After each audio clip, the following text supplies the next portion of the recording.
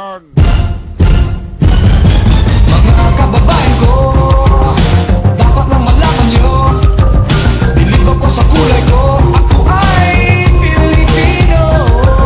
Kung maitim o may puti, meron naman kayong manghi. Isipin mo na kaya mong abutin ang iyong minimithi. Lapit mga kaibigan at makinig kayo.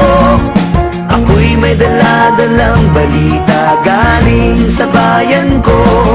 Nais kong ipamahagi ang mga kwento at mga pangyayaring nagaganap sa lupang pinangako.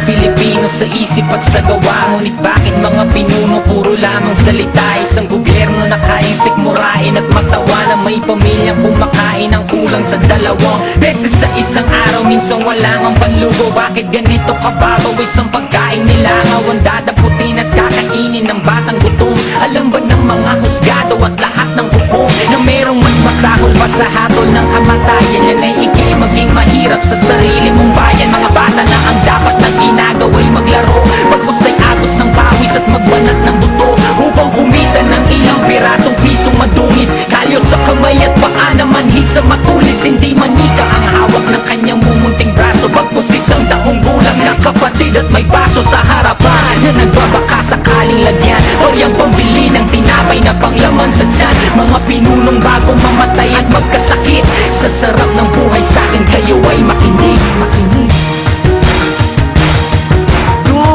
Mga kaigsuunan, upaminaw ka mo. Doon ako'y dala nga mga balita gikan sa banwa ko. Gusto ko nga ipahibalo ang mga istorya na nagagahitabo sa banwa gisa na to.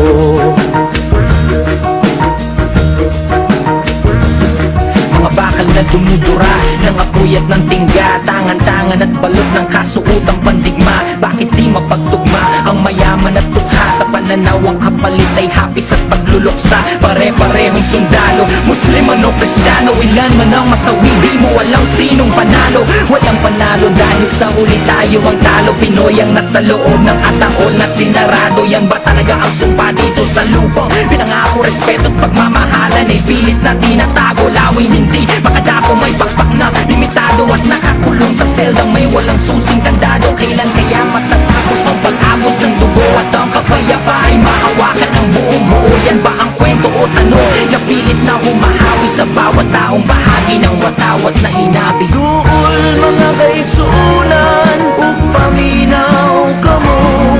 Doon ako'y dala nga mga balita gikan sa banwa ko.